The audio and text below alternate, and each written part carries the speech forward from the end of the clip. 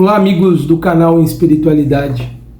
Hoje continuamos falando sobre perdão, sobre indulgência, sobre esta necessidade que todos nós temos, e vamos hoje analisar as comunicações de 3 espíritos que Allan Kardec reuniu no final desse capítulo 10, Bem-aventurados os misericordiosos.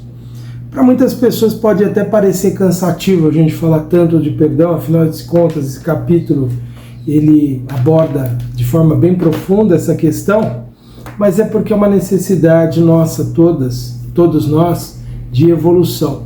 Todos nós temos essas imperfeições que se resumem muitas vezes nessa crítica excessiva que nós fazemos aos erros dos outros. Então refletir intensamente sobre essa atitude nossa talvez possa nos ajudar a evitar essa prática que, como temos visto, nos atrasa a evolução. Kardec ele reuniu nessa estrutura aqui do capítulo do Evangelho segundo o Espiritismo aquilo que ele fez na maioria dos capítulos, que é depois de desenvolver os seus comentários a partir das passagens do Evangelho, mostrando a correspondência entre os ensinamentos dos Espíritos e as lições que o Evangelho traz. Ele reuniu as comunicações. Nós falamos de uma anteriormente, no último programa, e hoje nós vamos aqui trazer um apanhado das ideias dos espíritos José, um espírito protetor que deu a comunicação em 1863, a de um espírito chamado João, que também foi um bispo da cidade de Bordeaux, e desencarnado ele deu a comunicação em 1863, e um outro bispo também do Fetter, que foi de uma outra cidade, Nevers, mas que também deu a comunicação nesse grupo de Bordeaux. E aqui eles destacam então aspectos importantes para nós refletirmos sobre a indulgência, o perdão. O José, o espírito protetor, ele trouxe algo para a gente refletir interessante, que é assim, olha, a indulgência não vê os defeitos alheios, e se os vê, evita comentá-los e divulgá-los. Indulgência é essa condição que as pessoas têm de serem capazes de entender o outro, de compreender as suas imperfeições e aceitar que eles errem, perdoando-os, desculpando-os. E o verdadeiro sentimento de indulgência é esse. É quando a gente não fica propagando os erros de ninguém, não fica comentando. Nós muitas vezes fazemos isso. Sabemos que alguém cometeu um erro, corremos a contar para alguém da nossa confiança. E isso significa fofoca. Porque quando a gente está falando da vida das outras pessoas, sem nenhuma utilidade, sem nada realmente que produza algum bem, qual é a nossa intenção? É apenas ter algo para falar? É apenas poder estar ali comentando, destacando o erro de alguém? Isso revela então um aspecto inferior da nossa parte. Ele diz que a gente tem que evitar, evitando que se propaguem, e se a malevolência o descobre, tem sempre uma desculpa à mão para os fazer disfarçar. Então a indulgência é esse estado de espírito de que não nos interessa ficar falando dos erros, das falhas das outras pessoas. Mais adiante ele traz uma pergunta que nos ajuda a refletir por que nós temos que ter essa preocupação em não ficarmos propagando os erros das pessoas, ficar divulgando. Ele fala assim, olha, quando criticais, que dedução se deve tirar das vossas palavras? É uma reflexão para que a gente pense, se eu critico o outro porque ele errou, é porque eu me considero melhor, eu me considero superior a ele, eu não sou capaz de perceber que talvez eu cometa os mesmos erros. E mais adiante ele ainda diz, quando passareis a julgar os vossos próprios corações, os vossos próprios pensamentos e os vossos próprios atos, sem vos ocupardes do que fazem os vossos irmãos? E aí vem a justificativa, por que nós, quando algo é próprio ali da vida da pessoa, não interfere em mais ninguém, porque não nos diria respeito ficar comentando os erros dessa pessoa? Porque quando você está com a sua atenção, o seu foco voltado para a vida do outro, você não está cuidando provavelmente da sua. Quando a gente está julgando que as outras pessoas estão erradas, nós não estamos talvez identificando os nossos próprios erros.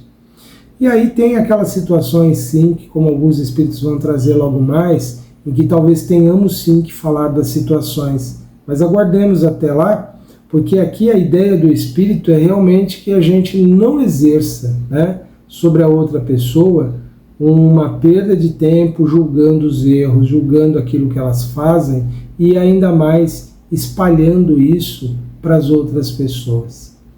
Já a próxima comunicação, que é do bispo de Bordeaux, o João, ele fala assim, olha, perdoai as nossas ofensas como perdoamos aos nossos ofensores. Compreendei bem o valor destas sublimes palavras, pois são admiráveis não apenas pela letra, mas também pelo espírito que elas encerram. São as palavras do Evangelho quando a gente se dirige a Deus no Pai Nosso. Veja que Jesus, ao ensinar os discípulos, né, essa oração, estava colocando ali como implícito a necessidade de nós refletirmos em nossa própria falibilidade e de que pedíssemos a Deus o perdão para que a gente pudesse realmente vencer essas imperfeições.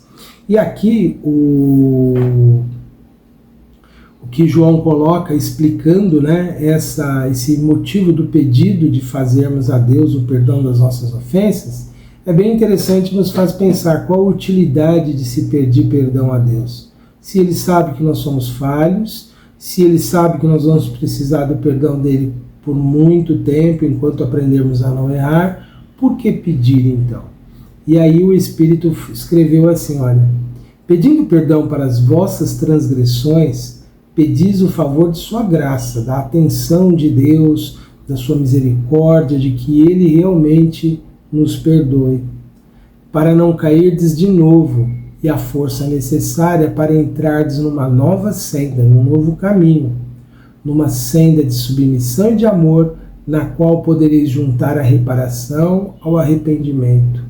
Ao pedir, nós tomamos consciência, se não são só palavras, né? Se não é apenas repetição de algo decorado.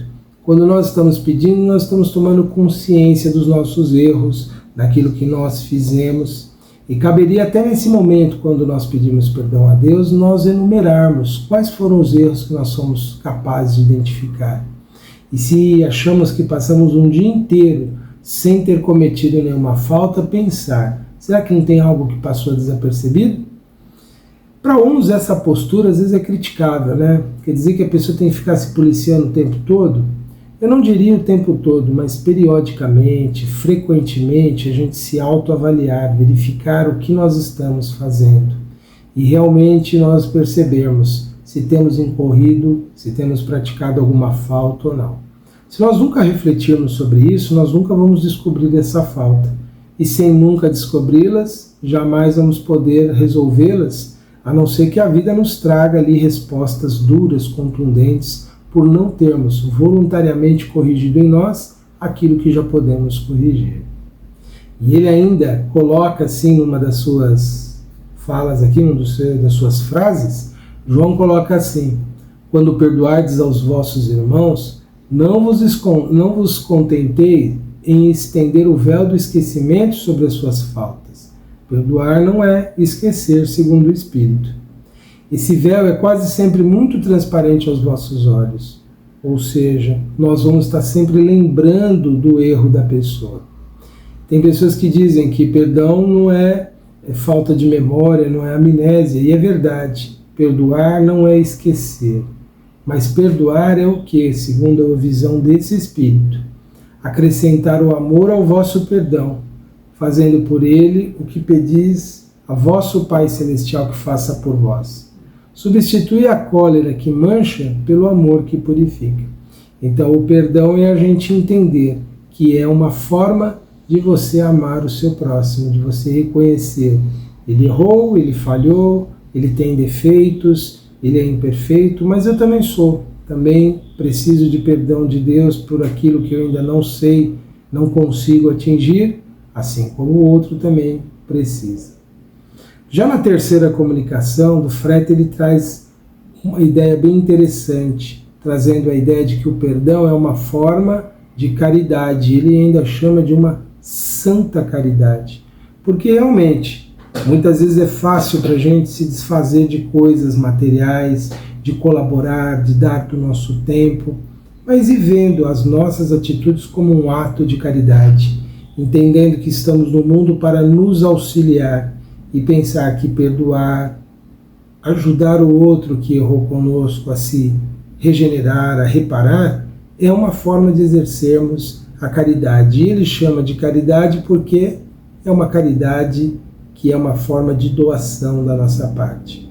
Pensando por esse viés, todo mundo poderia doar de si mesmo algo, mesmo não possuindo absolutamente nada de material, apenas reconhecendo a sua falibilidade e estendendo ao outro a concessão de que ele também, sendo como nós mesmos somos falível, merece ser perdoado para prosseguir. E ele ainda vai dizer: por que, pois, ser tão clarividentes, ou seja, destacar tanto quando o erro se trata do próximo e tão cegos quando se trata de nós mesmos? Por que a gente tem essa distorção de julgamento? Para nós, sempre tem uma justificativa quando nós erramos. Nós sempre procuramos amenizar sobre aquilo que nós fizemos, procurando justificativas, procurando argumentos e tentando explicar o nosso erro. Por que quando alguém erra nós somos tão exigentes? Nós teremos que usar o mesmo critério. Aliás, essa é uma das maiores contradições do ser humano, é um dos grandes impedimentos da sua evolução. É ele não adequar aquilo que ele acredita, aquilo que ele acha que é o certo, à sua própria conduta. Se nós conseguirmos fazer isso, nós daremos um passo muito significativo da evolução. A gente ser capaz de alinhar as nossas concepções do que é o certo com aquilo que nós estamos fazendo.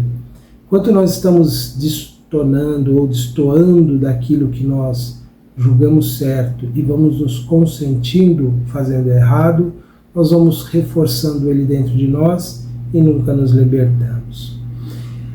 Ele ainda vai dizer que essa caridade do perdão, que é uma forma de nós adquirirmos méritos, de nós adquirirmos por nós mesmos uma conquista que significará para nós um patrimônio espiritual, que o verdadeiro caráter dessa caridade é a modéstia e a humildade, que consiste em não se verem superficialmente os defeitos alheios, em não se verem superficialmente os defeitos alheios, mas em se procurar destacar o que há de bom e virtuoso no próximo.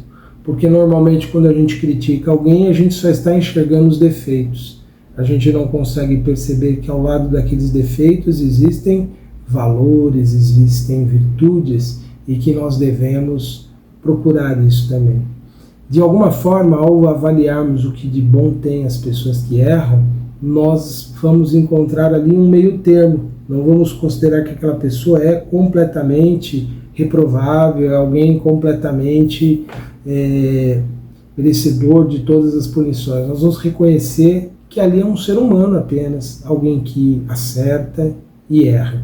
E essa forma de ver vai amenizar a nossa forma de julgar e vai nos ajudar a sermos mais caridosos com essas pessoas.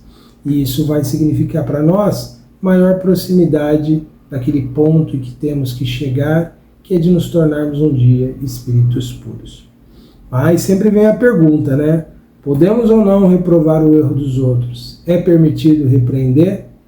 Sim, é possível e muitas vezes é necessário. E foi o que Allan Kardec perguntou ao espírito conhecido como São Luís, que foi um rei da França, e nessas 3 respostas que ele deu lá em Paris, em 1860, ele traz o seu entendimento sobre essa questão, se podemos ou não repreender o erro de alguém. A primeira coisa que ele coloca é isso, que tem que ser com moderação. Nunca, ao repreender um erro, é com o objetivo de causar um escândalo, de humilhar, de destacar ali aquela pessoa, para que todos passem a detestá-lo.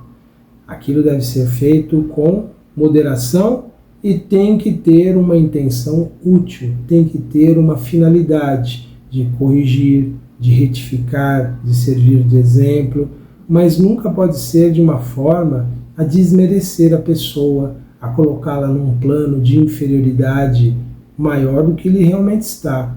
De nunca a gente ficar tentando destacar de alguma forma o erro dessa pessoa que nós estamos apontando, seja para exemplo, seja para correção, para que humilhe essa pessoa e ela se torne ali alguém desprezível. A finalidade deve ser sempre acertar, corrigir. Corrigir um defeito com moderação é o processo da educação. É mostrarmos, olha, isso não está adequado, isso não é bom para todos, nem para você mesmo, então precisamos modificar. E quando a gente tratar um caso, não colocar ele como sendo a síntese do que a pessoa é. Ela falhou naquele momento, naquele ponto ali da atividade dela, e não em toda a sua existência.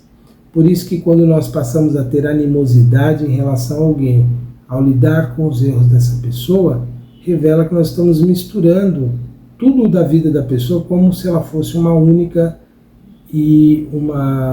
situação, apenas aquele erro, quando ninguém é assim.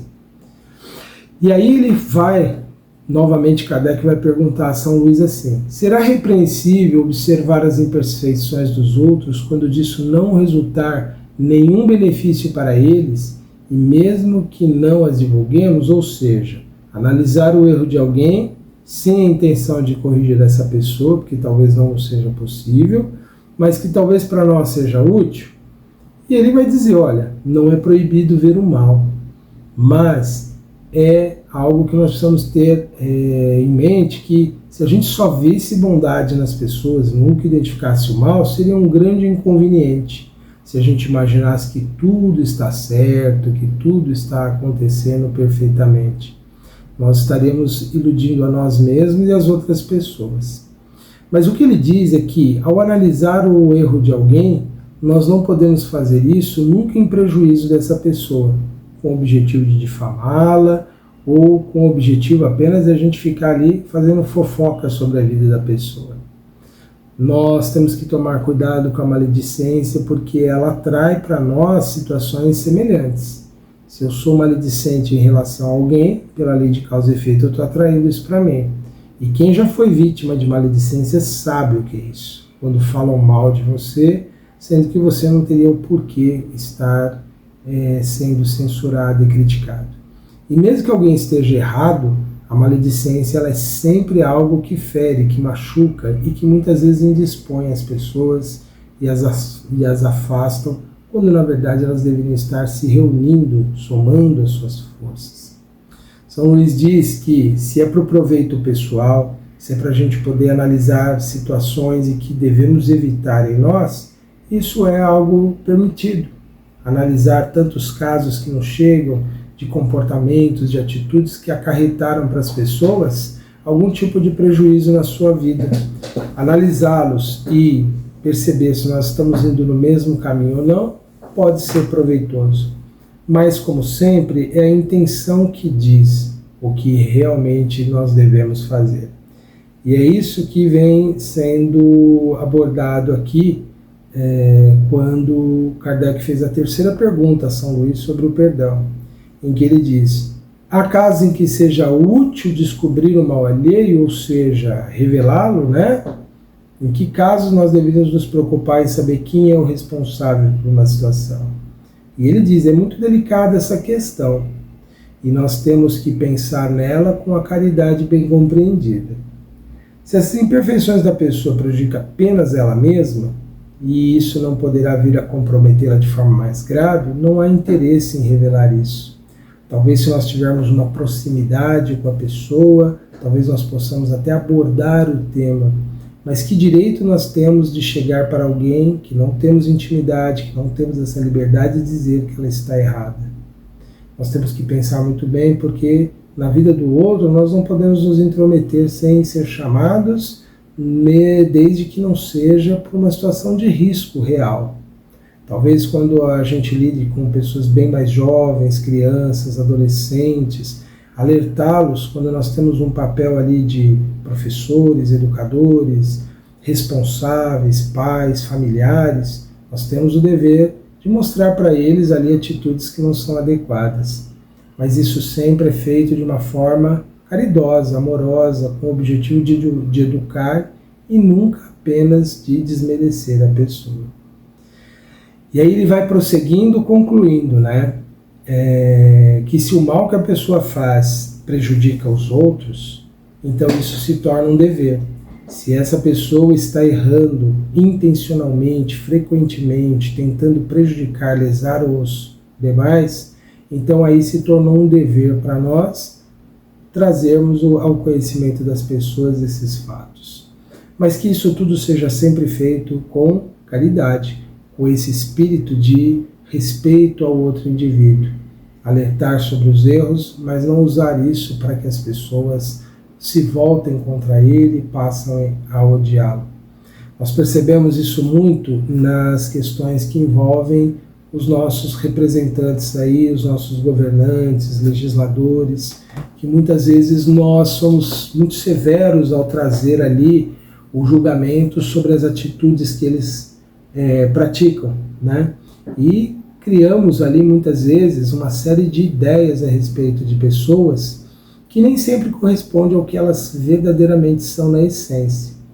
Por isso que quando nós falamos dos erros, sejam das pessoas ou das autoridades, seja de quem for, né? Sejam de pessoas que não têm nenhum destaque, não têm nenhum papel coletivo assim, marcante, ou sejam esses que têm essa posição, que a gente faça sempre focado ali naquilo que a pessoa fez, e não na sua essência, não na sua natureza. Não criarmos esse sentimento de ódio, de animosidade, porque afinal de contas o que nós temos que combater é aquilo que está errado e não as pessoas em si. Assim como em nós mesmos, temos que combater as nossas imperfeições e não a nós mesmos. Por isso que todo sentimento que envolver rancor, raiva, animosidade, desejo de uma punição severa, destrutiva sobre aquele que erra, mostra que, na verdade, nós estamos tão preocupados assim com aquilo que é o bem, que é a virtude, que é o certo, que é o direito. Mas sim, nós estamos preocupados muito mais em exercer a nossa superioridade imaginária, que é uma expressão de violência, porque nós queremos muitas vezes o papel de algozes daqueles que erram, fazendo ali sentenças muito severas, desejando punições intensas para os erros que eles cometeram. Deus age sempre de uma forma sábia e Ele dará sempre a cada indivíduo exatamente as consequências dos atos praticados, nem mais nem menos. Nós não temos essa proporção. Nós não sabemos o quanto alguém deve sofrer, quanto alguém deve passar por um problema para reparar erros cometidos. Por isso que não cabe a nós emitirmos sentenças contra ninguém. Isolar o indivíduo do seu erro. Avaliar que aquele indivíduo erra, pode voltar a vir a errar, mas nunca anular a natureza daquele ser. Porque todas as pessoas são seres em potencial de um dia se tornarem perfeitas, porque todas são espíritos em evolução. Eu convido então para o nosso momento de prece, pedindo a Deus que nos dê a sabedoria para que nós consigamos, Senhor, a não mais carregar em nós o sentimento de animosidade, o sentimento de repulsa, de rancor, ou essa justiça dura que nós muitas vezes queremos que seja exercida contra aqueles que erram. Que cada pessoa possa ser responsabilizada, Senhor, exatamente naquilo que errou, e que quando temos que aplicar, Senhor, de alguma forma, medidas de orientação, de correção, que façamos sempre com o coração, com compaixão, com amor, com respeito aos seres que criastes, reconhecendo que cada pessoa é única na sua criação e que cada ser concebido pela sua inteligência perfeita, Pai, tem uma história, tem dores, tem lutas, e que todos um dia alcançarão o estágio uma vida iluminada, plena de paz, de sabedoria e de amor. Que possamos ver nas pessoas, Senhor, esses seres em potencial, que a vossa justiça sabe conduzir, sabe guiar ao longo das milenárias reencarnações que temos tido, em busca da nossa transformação e da nossa renovação interior. Que sejamos conscientes sempre, Senhor, da necessidade da compaixão, do perdão, da indulgência de uns para com os outros e para com nós mesmos. Que possa haver, Senhor, paz e harmonia entre todos, hoje e sempre. Que assim seja, graças te damos. Meus amigos, foram estas as nossas reflexões para este momento. Continue acompanhando a nossa programação aqui no canal Em Espiritualidade, o nosso programa Ponto de Vista. Acompanhe também nossas outras atividades no site antenalmorais.com.br. Um grande abraço a todos e até a próxima.